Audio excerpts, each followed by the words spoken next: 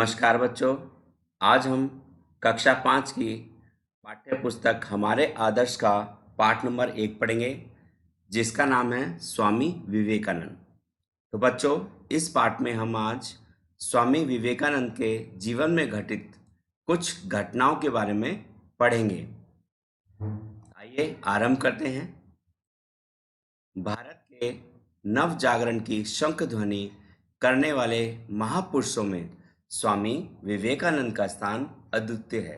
It means हमारे भारत का जब पुनर्गठन हुआ, यानी जब नए भारत का निर्माण हुआ, तो उसका निर्माण करने में अनेक महापुरुषों ने भाग लिया। उन महापुरुषों में हमारे स्वामी विवेकानंद जी जो थे, उनका स्थान बहुत ही अनमोल है। उनका दिव्य संदेश वस्तुतः भारत के लिए ही नहीं अपितु संपूर्ण विश्व के लिए भी नए आध्यात्मिक उत्थान का उद्घोष था। यानी उनका जो संदेश था वो हमारे भारत के लिए नहीं था, पूरे संसार के लिए था।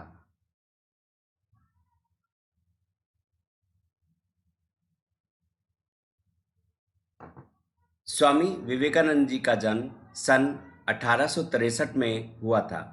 बच्चों, जो स्वामी विवेकानंद जी थे, उनका जन्म सन 1863 में हुआ था। उनका बचपन का नाम नरेंद्र नाथ था। उनके जो बचपन का नाम था उनका, वो नरेंद्र नाथ था। वे प्रारंभ से ही होनहार दिखाई देते थे। उन्होंने अंग्रेजी माध्यम में शिक्षा ली और सन 1884 में बीए की डिग्री प्राप्त की। बचपन से ही उनके अंदर एक प्रबल आध्यात्मिक भूख थी, यानी उनके अंदर बहुत कुछ जानने की जिज्ञासा थी। कुछ दिनों तक वे ब्रह्म समाज के अनुयायी थे और सत्य की खोज करने के लिए वे कुछ समय तक ब्रह्म समाज के अनुयायी मतलब शिष्य बने रहे, पर ब्रह्म समाज के सिद्धांत उनकी प्यास न बुझा सके। अतः सत्य की खोज में वे इधर उधर भटकने लगे। उन दिनों स्वामी रामकृष्ण परमहंस के प्रति लोगों की बड़ी श्रद्धा थी। नवयुवक नरेंद्र नाथ, यानी नवयुवक का मतलब वो जवान थे जिस वक्त, ने भी उनके सत्संग से लाभ उठाना प्रारंभ किया। धीरे धीरे उनके उपदेशों से वे इतने प्रभावित हुए कि उनकी भक्त मंडली में सम्मिलित हो गए। तो बच्चों, जो नरेंद्र नाथ जी थे, यानी जो स्वामी विवेकानंद जी थे, वे सत्य की खोज में इधर उधर भटकते रहे। लेकिन जब घूमते घूमते उन्हें पता लगा कि एक स्वामी रामकृष्ण परमहंस जी हैं, जिनकी लोग बहुत आदर सम्मान करते हैं, तो वे भी उनके पास गए और उनके उपदेशों को सुना। उनके उपदेश से वो इतने प्रभावित हुए, वे उनकी भक्त मंडली में ही शामिल हुए, यानी उनके भक्तों की जो मंडली थी। स्वामी विवेकानंद ने गुरुदेव के प्रति दर्शन का वर्णन इस प्रकार किया है। बच्चों, जब स्वामी विवेकानंद जी जो रामकृष्ण परमहंस थे उनसे मिले, तो मिलने पर उनका जो चित्रण प्रस्तुत किया उन्होंने, यानी पहली बार जब हम किसी व्यक्ति को मिलते हैं तो उनका जो रूप का चरित्र है वे हमारे मन में समा जाता है। तो उन्होंने किस तरह से किया?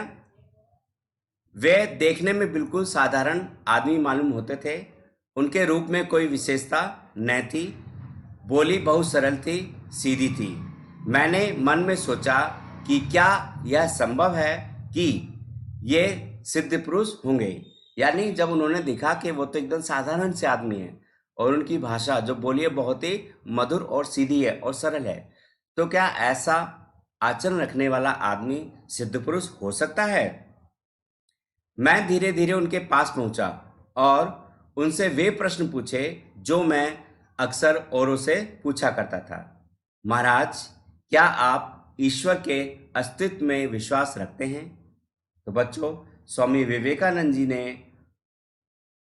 रामकृष्ण परमहंस से प्रश्न पूछा कि क्या आप भगवान को मानते हैं? उन्होंने जवाब दिया, हाँ। मैंने फिर पूछा, क्या आप उसका अस्तित्व सिद्ध कर सकते हैं? जवाब मिला, मैं उसे ठीक वैसे ही देखता हूं जैसे तुम्हें। यानी जब स्वामी विवेकानंद जी ने उनसे दूसरा प्रश्न किया कि आप भगवान का अस्तित्व सिद्ध कर सकते हो, तो जो रामकृष्ण जी थे उन्होंने उत्तर दिया, हाँ बिल्कुल कर सकते हैं। मैं उसे ठीक वैसे ही देखता हूं जैसे तुम्हें, यानी किसको? भगवान को। नरेंद्र नाथ की माता उच्च आकांक्षी स्त्री थी, यानी बहुत कुछ जिज्ञासु थी उनकी माता जी, अच्छे विचारों वाली। उनकी इच्छा थी कि मेरा लड़का वकील बने, अच्छे घर में उनका विवाह हो और दुनिया के सुख भोगें। जब रामकृष्ण परमहंस के प्रभाव में आकर नरेंद्र नाथ ने संन्यास लेने का निश्चय किया, तो उनकी माता परमहंस जी की सेवा में उपस्थित हुई और अनुनय विनय की कि मेरे बेटे को जोग न दिया जाए। यानी जो उनकी माता जी थी, वो चाहती थी कि जो स्वामी विवेकानंद जी हैं वो एक वकील बने, लेकिन जब स्वामी विवेकानंद जी रामकृष्ण परमहंस की मित्र मंडली में शामिल हुए, जो शिष्य थे, और इतने प्रभावित थे कि उन्होंने संन्यास लेने का विचार बना लिया। जब उनकी माताजी को पता लगा कि मेरा बेटा संन्यास लेने वाला है, तो वे परमहंस जी की सेवा में उपस्थित हो गई, यानी उनके पास गई और उनसे प्रार्थना की कि मेरे बेटे को जोग ना दिया जाए, पर जिसने आत्मानुभूति के आनंद का स्वाद पा लिया हो, जिसने आत्मानुभूति के आनंद का स्वाद पा लिया हो, उसे लौकिक सुख भोग अब अपनी ओर खींच सकते हैं। नरेंद्र नाथ की वैराग्य वृत्ति अधिकाधिक बढ़ती ही गई। रामकृष्ण परमहंस की महासमाधि के बाद उनके शिष्यों के नेतृत्व का भार नरेंद्र नाथ पर आया। तब उन्होंने अपने साथियों के साथ संन्यास लेने का व्रत लिया। यानी जब परमहंस जी की मृत्यु हो गई, तो अब उस मंडली में कोई गुरु तो होना था, तो जितने शिष्य थे सबने नरेंद्र नाथ जी को उस उपाधि के लिए चुना। तो जब उनको चुना गया तो उन्होंने साथियों का साथ दिया, उनकी बात मानी और संन्यास लेने का व्रत ले लिया। उसके बाद स्वामी जी उच्च आध्यात्मिक ज्ञान की प्राप्ति के लिए हिमालय की ओर चले गए। सत्य की खोज करने के लिए उन्होंने सभी तरह के कष्ट प्रसन्नता से सहे। यानी जब वो स्वामी बन गए तो उन्हें सत्य की ओर और ज़्यादा आकर्षित किया, यानी सत्य का ज्ञान प्राप्त करने के लिए। तो वो ज्ञान प्राप्त करने के लिए वो हिमालय की ओर चले गए और उन्होंने काफ़ी कष्ट भी सहे। स्वामी जी ने स्वयं कहा है कि मुझे 2-2, 3-3 दिन तक खाना न मिलता था।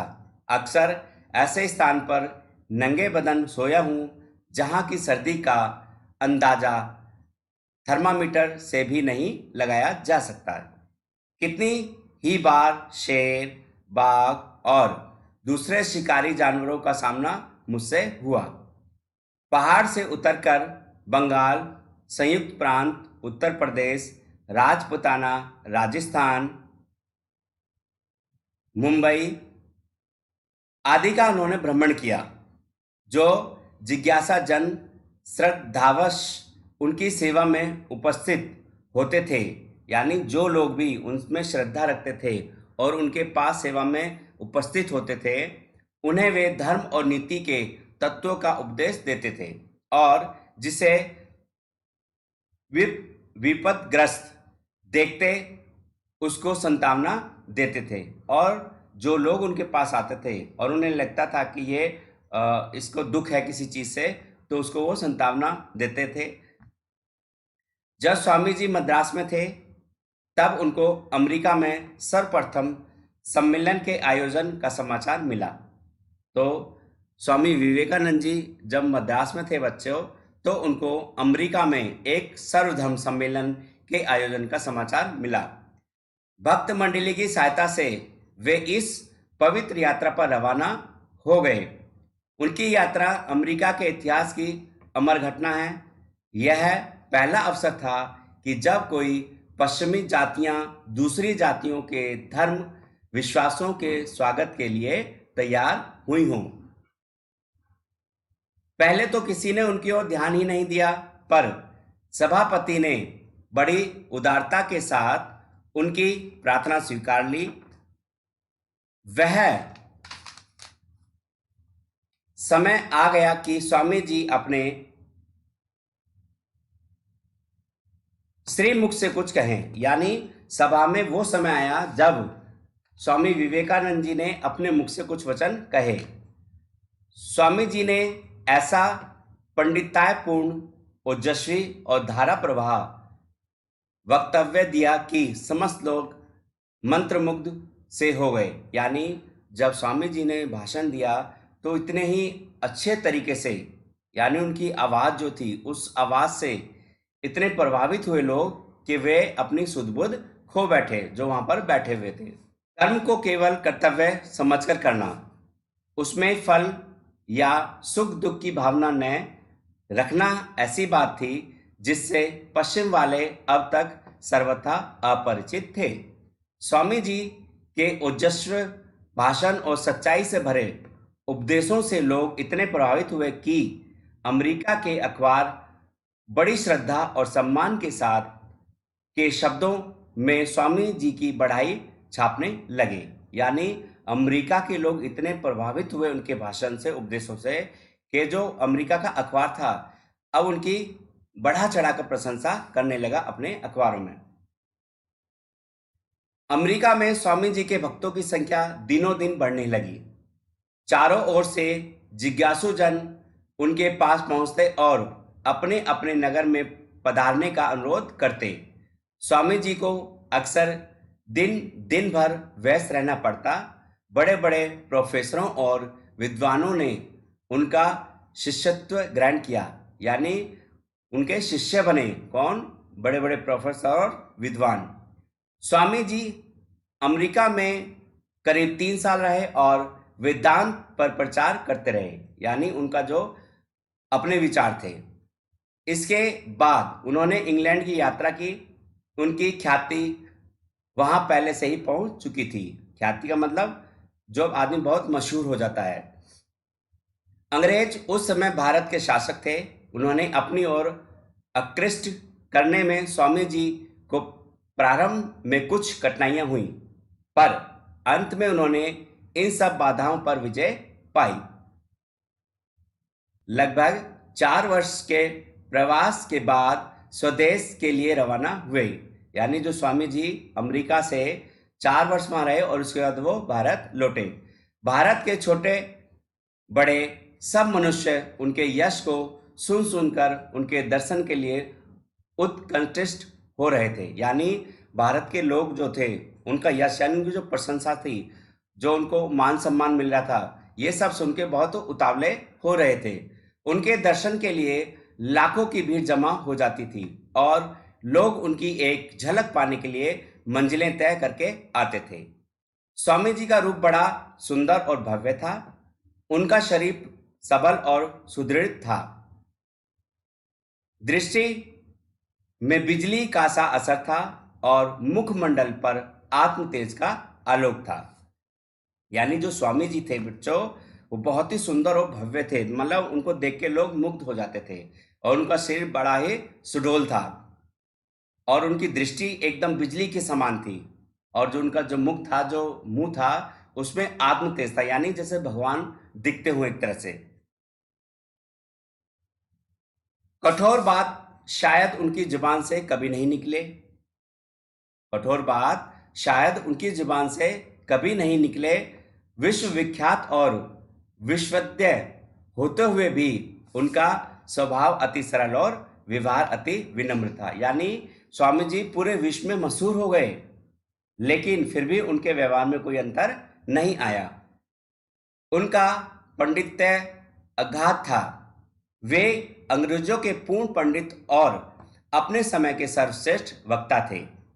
संस्कृत साहित्य और दर्शन के वे विद्वान थे और जर्मन, हिब्रू, ग्रीक, फ्रेंच आदि विभिन्न भाषाओं पर उनका अधिकार था। यानी वे जो स्वामी जी थे वो बहुत सारी भाषाएं जानते थे।